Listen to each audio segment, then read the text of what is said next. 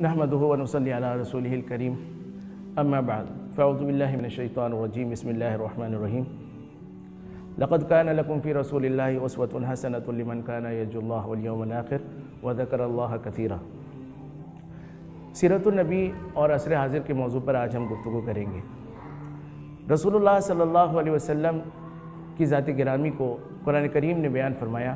کہ آپ صلی اللہ علیہ وسلم کی ذات میں ہمارے لیے کامل نمونہ موجود ہے۔ تو یہ نمونہ کسی خاص شخصیت کے لیے نہیں ہے، بلکہ ہم زندگی کے کسی بھی شعبے میں ہوں اور دنیا کے کسی بھی زمانے میں ہم زندہ ہوں تو ہم رسول اللہ صلی اللہ علیہ وسلم کی ذات گرامی سے ہدایت اور ایک نمونہ حاصل کر سکتے ہیں۔ چاہے ہم حکمران ہوں، چاہے ہم فوج کے جرنیل ہوں، چاہے ہم عدالتوں میں بیٹھ کر منصفی کرنے والے لوگ ہوں، چاہے ہم میڈیا کے اندر بیٹھ کر لوگوں کی رائے جو ہے وہ ہموار کرتے ہوں یا بگاڑتے ہوں، چاہے ہم تعلیمی اداروں میں بیٹھ کر لوگوں کا مستقبل طے کرتے ہوں، قوم کا مستقبل طے کرتے ہوں اور اپنے نوجوانوں کی رہنمائی کرتے ہوں، چاہے ہم ایک عام نوجوان کی حیثیت سے ہوں اور ہم جاننا چاہتے ہوں کہ ہم اسلام کی خدمت کیسے کریں، چاہے ہم والدین کی حیثیت سے اپنی اولاد کی تربیت کے حوالے سے پریشان ہوں، چاہے ہم میاں بیوی ہونے کے اعتبار سے اپنی خانگی زندگی کو کسی اچھے اور مثالی طرز پہ لانا چاہتے ہوں، چاہے ہم اسلامی ممالک کے لوگ ہوں، چاہے ہم غیر مسلم ممالک کے لوگ ہوں اور ہم چاہتے ہوں کہ ہمیں پتہ چلے کہ غیر مسلموں کے اندر رہتے ہوئے غیر مسلموں کے ساتھ کیا رویے رکھنے چاہیے اور اپنے آپ کو کیسے بچانا چاہیے، ہر حالت میں اور ہر صورت کے اندر رسول اللہ صلی اللہ علیہ وسلم کی زندگی ہمارے لیے کامل نمونہ ہے۔ حکمران کی حیثیت سے اگر ہم دیکھیں تو رسول اللہ صلی اللہ علیہ وسلم نے گویا کے حکمرانوں کو یہ حکم دیا ہے کہ وہ فلاحی ریاست قائم کریں۔ فلاحی ریاست کیا ہوتی ہے؟ جس کے اندر جو عوام ہے اس کی خیرخواہی کی صورتیں اختیار کی جائیں، اس کے بنیادی حقوق اس کو دیے جائیں، اس کے لیے امن کا بندوبست کیا جائے، اس کے لیے دفاع کا بندوبست کیا جائے اور ان کی جو خیر کی چیزیں ان کو ایک دوسرے تک پھیلانے کے لیے مناسب کمیونیکیشن کے ذرائع پیدا کیے جائیں۔ مغرب کے اندر فلاحی ریاست کا تصور انہی چیزوں پر قائم ہے اور وہ روٹی کپڑا مکان سے اگر بڑھے ہیں آگے تو انہوں نے کچھ مواصلات کو بہتر بنا لیا ہے یا انہوں نے زیادہ سے زیادہ جا کے انٹرنیٹ کو بھی بنیادی ضروریات میں داخل کر دیا۔ لیکن اسلام جو ہے وہ معاشرے کی فلاح کے لیے صرف اس لحاظ سے نہیں سوچتا کہ اس کو دنیا کی سہولیات مل جائیں، بلکہ اس لحاظ سے بھی سوچتا ہے کہ اس کے اخلاق درست ہو جائیں۔ لہٰذا حکومت کی یہ بھی ذمہ داری ہے کہ وہ اقامت صلاۃ کے ذریعے سے، مالیاتی نظام کی بہتری کے ذریعے سے، امر بالمعروف کے نظام کے ذریعے سے اور اسی طریقے سے دیوان مظالم یعنی حکومت کے لوگوں کی طرف سے اگر کچھ گڑبڑ ہو تو اس کو کیسے حکومت کے سامنے لایا جائے، تو اس قسم کے محکموں کے ذریعے سے حکومت کے ذمہ لازم ہے کہ وہ نظام عدل بھی قائم کرے، یعنی لوگوں کو انصاف ملے اور لوگوں کی اخلاقی تربیت کا بھی بندوبست کرے۔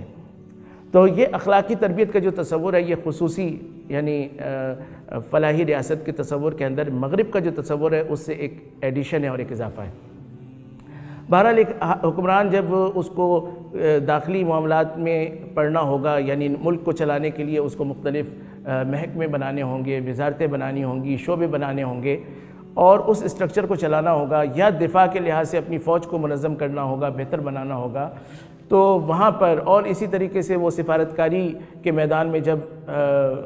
ملک سے باہر جائے گا، ایگریمنٹس کرے گا، جنگیں کرے گا یا مختلف اقوام کے ساتھ وہ الائنس کرے گا یا لابنگ کرے گا، تو ان تمام جگہوں پہ بھی رسول اللہ صلی اللہ علیہ وسلم نے ڈھیر ساری ہدایات ہمارے لیے چھوڑی ہیں۔ آپ صلی اللہ علیہ وسلم کا جو دفاع کا نظام تھا، صرف ہم اسی کی مثال کو لیں تو رسول اللہ صلی اللہ علیہ وسلم نے اس میں ان گنت امثلہ چھوڑی ہیں۔ جیسے آپ صلی اللہ علیہ وسلم نے فرمایا کہ الا ان القوت فی الرمج، کہ جان لو کہ قوت پھینکنے میں ہے، تو میزائل سازی یا ایسے ہتھیار جن سے جو آپ کا ہتھیار ہے وہ دور تک ایکسس کر سکے، دور تک جا سکے، تو رسول اللہ صلی اللہ علیہ وسلم نے اس کا ہمیں ایک پورا کانسیپٹ دیا ہے کہ ہم زمینی لڑائی یا دو بدو لڑائی کے ذریعے سے ہمیشہ فتح نہیں پا سکتے، ہمیں اپنی فضائیہ کو، اپنے میزائل سسٹم کو اسٹرانگ کرنا ہوگا اور الحمدللہ پاکستان نے اس حوالے سے بڑی پیش رفت کی ہے۔ اسی طریقے سے اگر ہم عدالت کے نظام کو دیکھیں تو رسول اللہ صلی اللہ علیہ وسلم کے عدالتی نظام کے اندر طبقاتی فرق نہیں ہے۔ معاشی نظام میں طبقاتی فرق ہے، لیکن عدالتی نظام میں طبقاتی فرق نہیں ہے۔ رسول اللہ صلی اللہ علیہ وسلم نے فرمایا کہ اگر فاطمہ بنت محمد بھی چوری کرے گی تو میں اس کا بھی ہاتھ کاٹوں گا۔ تو یہاں پر طبقاتی فرق کا کوئی دخل نہیں ہے۔ جس طریقے سے قاضی کو چاہیے کہ کسی بھی ملزم کو، اگرچہ وہ ابھی مجرم نہیں ہے، ٹریٹ کرتا ہے، اسی طریقے سے اس کو حکمران کو بھی ٹریٹ کرنا پڑے گا۔ جس کرسی پر وہ ایک عام ملزم کو بٹھاتا ہے اسی کرسی پر اس کو حکمران کو بھی بٹھانا پڑے گا۔ جس رویے سے اور جس نظر سے وہ ایک عام ملزم کو دیکھتا ہے اور مسکراتا ہے یا اس کی طرف غصہ کرتا ہے، بالکل اسی انداز سے اس کو حکمران کو بھی دیکھنا پڑے گا، تو تب جا کے انصاف کے تقاضے پورے ہوتے ہیں۔ تو نظام عدل کے اندر بھی رسول اللہ صلی اللہ علیہ وسلم نے طبقاتی فرق کو بالکل ختم کیا اور نظام عدل کو فعال کیا۔ چند گھنٹوں کے اندر فیصلے ہو جایا کرتے تھے اور لوگ جو ہے وہ تصفیہ کر کے چلے جاتے تھے۔ تو لوگوں کا اعتماد حکومت پہ ڈیولپ ہوتا تھا، نظام عدل پہ ڈیولپ ہوتا تھا اور اس کے نتائج سامنے آتے تھے۔ اور میں نے سب سے پہلے عرض کیا کہ امر بالمعروف کے ذریعے سے کوشش یہ ہوتی تھی کہ لوگ کوئی غلط کام نہ کریں۔ اگر غلط کام لوگ کریں گے تو اس کے بعد پھر نظام عدل کی فعالیت کی ضرورت پیش آئے گی۔ تو پہلی کوشش یہ ہونی چاہیے کہ جرائم کم سے کم ہو۔ دوسری کوشش پھر یہ کہ اگر جرم ہو تو اس کا احتساب یقینی ہو، حدود کے ذریعے سے، قصاص کے ذریعے سے، تعزیرات اور پنشمنٹس کے ذریعے سے ایسی سزا دے دی جائے ایک دفعہ کہ سارے معاشرے کے اندر یہ بات پھیل جائے کہ اگر ہم نے جو نظام ہے اسلام کا دیا ہوا، جو اخلاقیات کا نظام ہے، اس کو ہم نے کراس کرنے کی کوشش کی تو پھر ہمارے ساتھ بھی ایسا ہی ہوگا۔ تو یہ حکمرانوں کے حوالے سے چند گائیڈ لائنز ہمیں سمجھ میں آتی ہیں۔ معاشی اعتبار سے ہم دیکھیں، رسول اللہ صلی اللہ علیہ وسلم نے ہمیں ربا سے بچنے کی تلقین کی ہے۔ آپ صلی اللہ علیہ وسلم نے ہمیں غرر، انسرٹنٹی، غیر یقینی معاہدات سے بچنے کی آپ نے تلقین کی ہے، قمار سے بچنے کی، جوئے سے بچنے کی آپ نے تلقین کی ہے۔ تو رسول اللہ صلی اللہ علیہ وسلم نے ایک ایسا نظام ہمیں مالیات کا دیا ہے کہ جس کے اندر خیر خواہی ہے۔ دیکھیں، امیر اور غریب کا فرق سوشلزم میں دعویٰ یہ کیا جاتا تھا کہ اس کو بالکل ختم کر دینا چاہیے، جس میں وہ کبھی کامیاب نہیں ہو سکے۔ اسلام اس قسم کی بیوقوفی کا قائل نہیں ہے۔ اسلام یہ کہتا ہے کہ امیر اور غریب کا فرق تو رہے گا۔ رسول اللہ صلی اللہ علیہ وسلم بھوک کی حالت میں نکلتے ہیں، حضرت ابوبکر بھی شامل ہو جاتے ہیں، حضرت عمر بھی شامل ہو جاتے ہیں، اور ان سب کو بھوک لگی ہے۔ اس کا مطلب ہے کہ جو مملکت کے سب سے بڑے لوگ ہیں ان کے پاس پیسہ نہیں ہے، وہ غریب ہیں، اور وہ جس شخص کے گھر میں جاتے ہیں، ایک عام عوام میں سے ایک شخص کے گھر میں جاتے ہیں جو تاجر ہے، تو وہ ان کی ضیافت کے لیے بکری ذبح کرتا ہے، گویا کہ وہ بڑا مالدار ہے۔ تو طبقاتی فرق تو موجود تھا، کچھ لوگوں کے پاس کھانے کو نہیں ہوتا تھا، کچھ لوگوں کے پاس بہت سارا ہوتا تھا۔ یہ ختم کرنا یہ شریعت کا مزاج نہیں، لیکن شریعت کا مزاج یہ ہے کہ اس امیر کا اس غریب سے تعلق مثالی طور پہ قائم کر دیا جائے، تعلقات خراب نہ ہوں۔ ہمارے یہاں تو غریب لیبر جو ہے وہ ہمیشہ جو انڈسٹریلسٹ ہے اس کے خلاف احتجاج کرتی رہتی ہے، لیبر کونسلیں بنتی ہیں اور اس طرح کے یعنی آپس میں لڑائی جھگڑے میں زیادہ وقت خرچ ہو رہا ہوتا ہے۔ اسلام ایک ایسا معاشرہ دیتا ہے جس میں غریب آدمی امیر آدمی سے محبت رکھتا ہے اور امیر آدمی غریب آدمی کی مالی مدد کرتا ہے، زکوٰۃ کے ذریعے، صدقات کے ذریعے، عطیات کے ذریعے، اور ویسے اطعام یعنی کھانا کھلانے کے ذریعے مختلف طریقوں سے اس کے ساتھ ایک محبت کا رشتہ قائم کرتا ہے۔ غریب سمجھتا ہے امیر کو اگر 100 روپے ملیں گے تو مجھے 2.5 روپے ملیں گے، لہٰذا اس امیر کو اللہ تعالیٰ 200 دے تاکہ مجھے 5 روپے ملے۔ تو غریب اس سے حسد نہیں کرتا بلکہ اس کے لیے دعا کرتا۔ تو معاشی نظام کے اندر اسلام نے جو بنیادی خرابیاں تھیں، سود وغیرہ، اس کو ختم کر دیا، ایک آئیڈیل نظام قائم کیا، بیت المال کا نظام، زکوٰۃ کا نظام، صدقات خیرات کا نظام، اس کے ذریعے سے لوگوں کی بنیادی ضروریات جو کہ بلو پاورٹی لیول چل رہے تھے ان کی ضروریات کو پورا کیا گیا اور آپس میں ایک مثالی تعلق قائم کیا گیا جس سے ایک دوسرے سے محبت بڑھی اور معاشرے کے اندر پازیٹیو سرگرمیاں آگے بڑھیں۔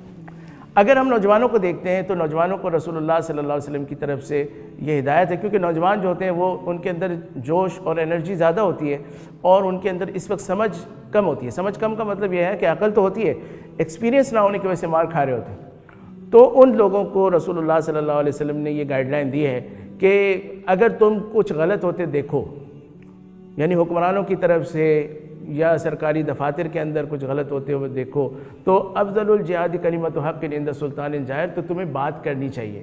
اور حق بات کو تمہیں بولنا چاہیے۔ حق بات بولنا اور غلط کو غلط کہنا مناسب انداز سے حکمت کے ساتھ یہ تمہارے ذمے ہے، اور تم ہر فورم پہ جہاں مناسب الفاظ میں تم کہہ سکتے ہو تمہیں کہنا چاہیے۔ اس کی تربیت اپنے بڑوں سے لو۔ لیکن اس کلمہ حق کو اتنا آگے نہیں بڑھانا چاہیے جس سے آپس میں معاشرے میں ٹکراؤ پیدا ہو، لڑائی پیدا ہو۔ چنانچہ رسول اللہ صلی اللہ علیہ وسلم نے ان صحابہ کو جنہوں نے ایسے حکمران جو کہ اقربا پرور ہوں گے اور لوگوں کے اندر جو ہے وہ فرق کریں گے تو ان کے خلاف لڑنے کی اجازت مانگی، تو آپ صلی اللہ علیہ وسلم نے منع فرما دیا کہ نہیں، آپ کو ان سے لڑنے کی اجازت نہیں۔ تو ایک بین بین ایک درمیانی ایک صورت ہے کہ حق کا اظہار ہمیشہ کیا جائے، چاہے سامنے غلط بات کرنے والا ظالم ہو، جابر ہو، جیسا بھی ہو، لیکن اس کے بعد پھر اس کو اس لیول پہ نہ لے جایا جائے کہ پورے معاشرے کے اندر خلفشار پھیل جائے اور بدامنی ہو۔ تو نوجوانوں کو بھی سیرت کے اندر یہ رہنمائی موجود ہے۔